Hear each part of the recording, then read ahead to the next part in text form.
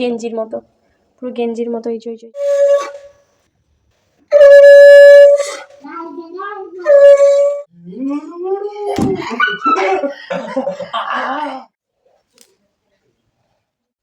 এই যে মন্না, হাই করে দাও তো।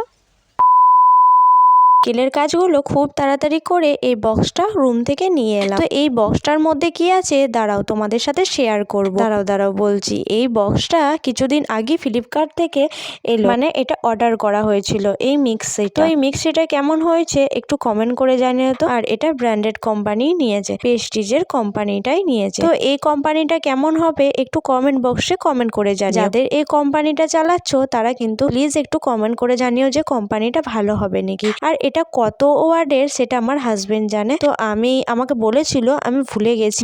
তো মিক্সিটা কিন্তু দেখতে খুব সুন্দর হয়েছে, আমার তো ভারী পছন্দ হয়েছে। এই মিক্সিটা জানো তো 3টে কাপ আছে, আর একটা জুসের সেট আছে, মানে ওটাতে আবার বলছে নাকি জুস করা যায়। তো কোনোদিনও করি নাই, আর পারবো কিনা জানি না, একবার দেখতে হবে, দেখার পর কিন্তু পারবো। আর এমনিতেই আমি বরাবর মিক্সিতে মশলা জানি, তার কারণ হলো আমার বাবার বাড়িতেও কিন্তু মিক্সি ছিল। তো আর এখানে সেখানে যেতাম তখনও কিন্তু মিক্সিতেই মশলা বেটে দিতাম। তো এই ব্যবহারটা করা খুবই সহজ, তো দেখেছি আর জেনেও গেছি। তো দেখো এখন কিন্তু আমি চালগুলো বেটে নিচ্ছি। আর আজকে কেন চাল বাটছি তার কারণ হচ্ছে আজকে আমার বর এসেছে। তো বর এসেছে বলেই নয়, আজকে খেতে মন গেল পাটিসাপটা। তো পাটিসাপটা বানানোর জন্যই এই চালগুলো মিক্সিতে বেটে নিচ্ছি। পাটিসাপটা হবে আর হবে পায়েসটা আমি গ্যাসে এখানে করে নেব, আর মা ওদিকে করবে পাটিসাপটাগুলো উনানে। তো সেই কারণেই কিন্তু আমি ঝটপট করে বেটে দিচ্ছি। তো দেখো মিক্সিতে বাটতে কিন্তু সেই লাগছে, ভালোই লাগছে মিক্সিতে বাটতে। আর তারপরে এদিকে চলে এলাম। তো এখন আমি চলে এসেছি মৌরি বেছে নেওয়ার জন্য। তো এগুলো বর এনেছিল খাওয়ার জন্য, তো ওকে তো ভেজে আর কখনোই দিচ্ছি মনে থাকে না। তো এখান থেকে আমি মৌরিগুলো বেছে নিচ্ছি, জোয়ান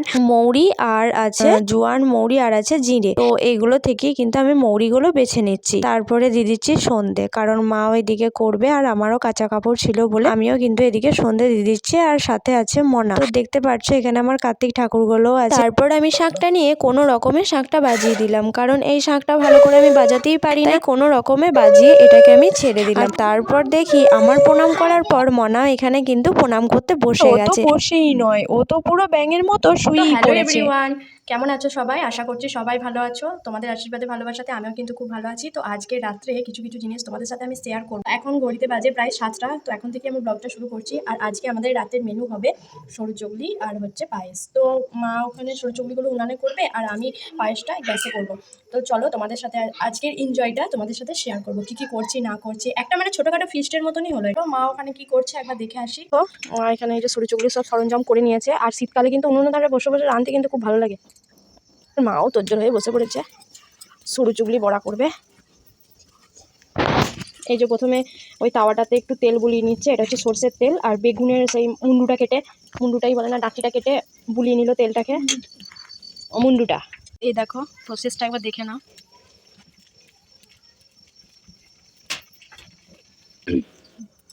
তো এই দেখো গনগনে আগুনে গনগন করে হয়ে যাচ্ছে সরু চুগলি। তো তোমরাও কিন্তু চলে এসো আমাদের বাড়ি খাওয়ার জন্য সরু চুগলির বড়ার পায়েস। পায়েস এখনো করি নাই, পায়েসটা হবে। মানে এটা অর্ধেক যখন হয়ে যাবে আমি তখন ওখানে পায়েস চাপিয়ে দেবো, কারণ গরম গরম না হলে তো ভালো হবে না। এটা হয়তো দেরি হবে, ওটা হয়তো দেরি হবে। তাহলে চলো চাপিয়ে দিই ওটাকে। এই যে দেখো বড়াটাকে তুলছে। ঘুরে এলাম আর এরা দুজনা দেখি এখানে কি করছে। এদের আর খেয়ে কাজ নেই,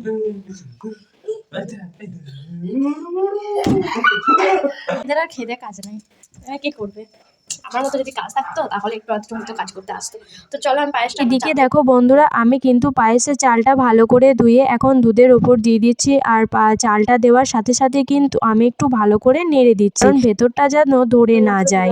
এই সরু চুগলি কিন্তু হয়ে গেছে। আর এগুলো দেখবে, এই দেখো একটা গেঞ্জির মতো, পুরো গেঞ্জির মতো। এই যে গেঞ্জির মতো হয়েছে এগুলো।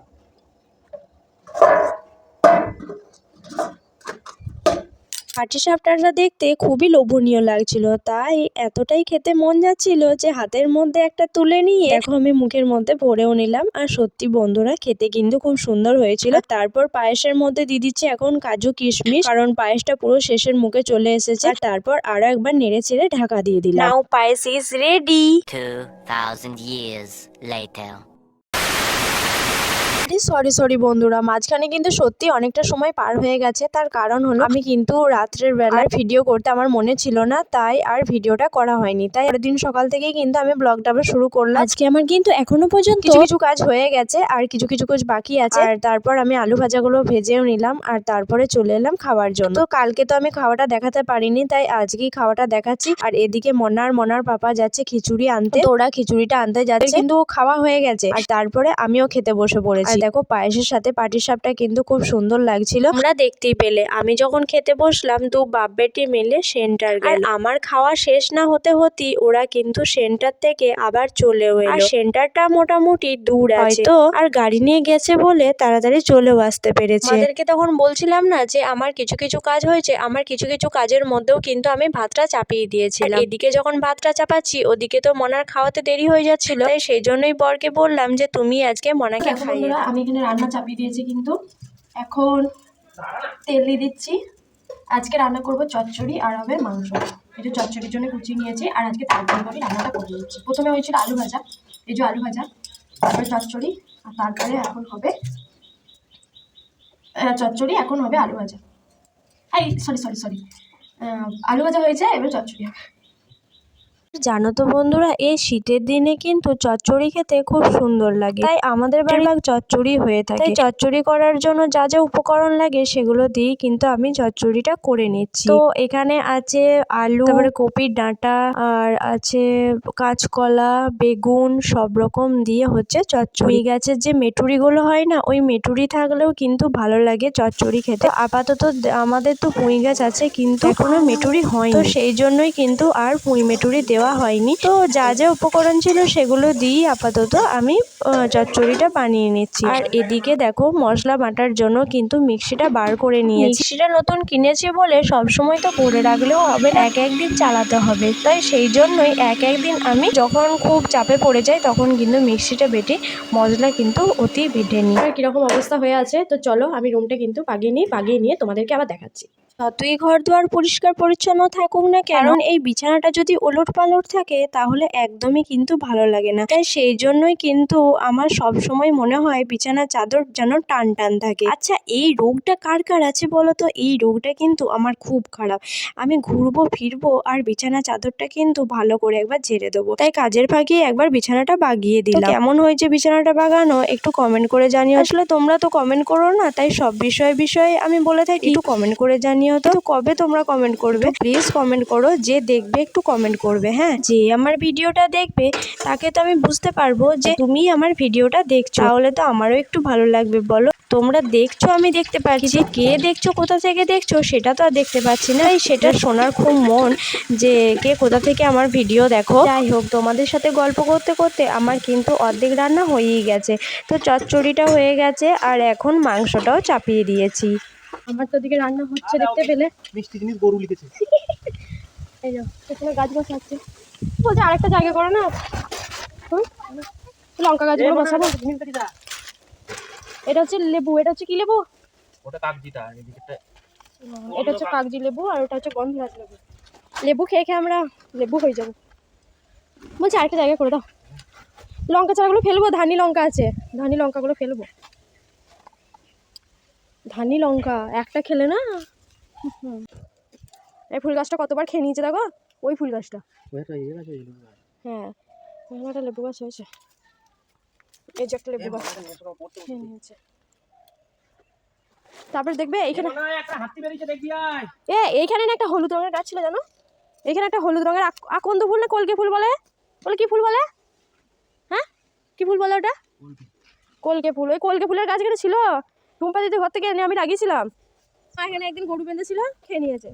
আর একটা গাছ লাগিয়েছিলাম, এই যে এই ফুল গাছটা কি সুন্দর ফুল, চাপা ফুল বলে, চাপা ফুলটাও খেয়ে নিয়েছে। এইখানটা যদি ভালো করে মাটি ফেলে ঘিরে দেওয়া হয় তবে এখানটা ভালো গাছ হবে। অনেক কিছু গাছ হবে জানো না।